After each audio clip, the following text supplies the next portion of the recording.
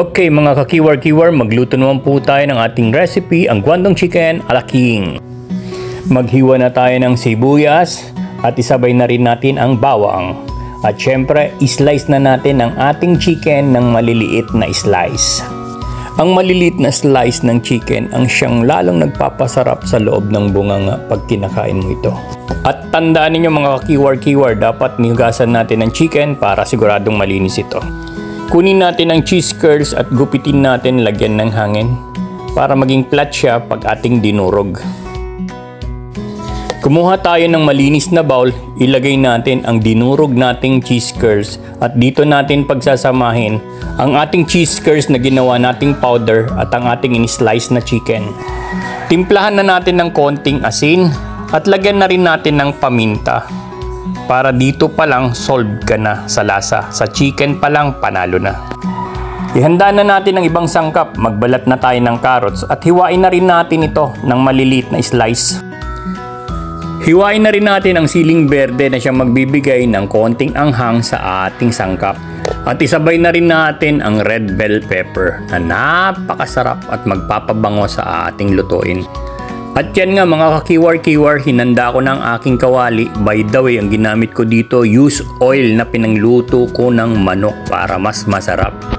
Atin nang iprito ang ating chicken at dahan-dahan lang dapat ang apoy para hindi siya masunog. Bawasan natin ang mantika at magtira tayo ng konti para sa ating panggisa. Igisa na natin ang ating bawang.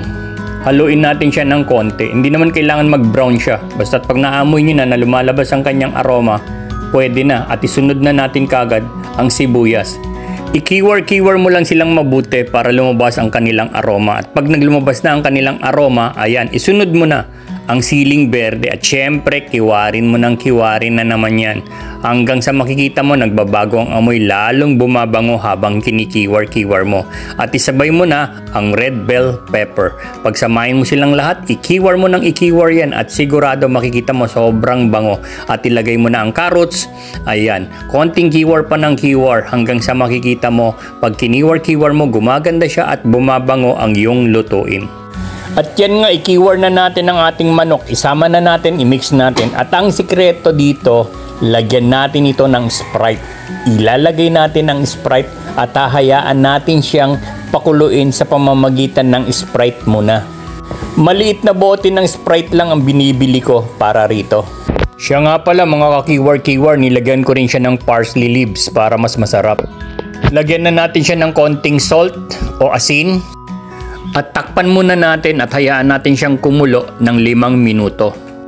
After 5 minutes, grabe, maamoy mo na ang bango niya. Ilagay na natin ang mushroom at ilagay na rin natin ang green peas natin. Habang hinahalo ko ang green peas, ang bango niya talaga, promise. Ang sarap-sarap na sa amoy. Dagdagan na natin ng kalahating basong tubig. Lagyan natin ng konting i-buff na gatas. At again, i-keyword na natin yan mga ka-keyword. Takpan ulit natin mga ka-keyword at pakuluin ulit natin ng 5 minuto. At yan na siya. Sobrang bango, sobrang sarap. Promise, magugustuhan ninyo. At yan na nga siya mga ka-keyword. Lalagyan na lang natin ng final touch, ang pineapple slice. Kung nagustuhan mo ang ating video mga ka-keyword, baka pwede na humingi dyan ng like. I-follow mo na rin. At pakishare mo na rin. Salamat. Always remember, the family that play and eat together stay forever.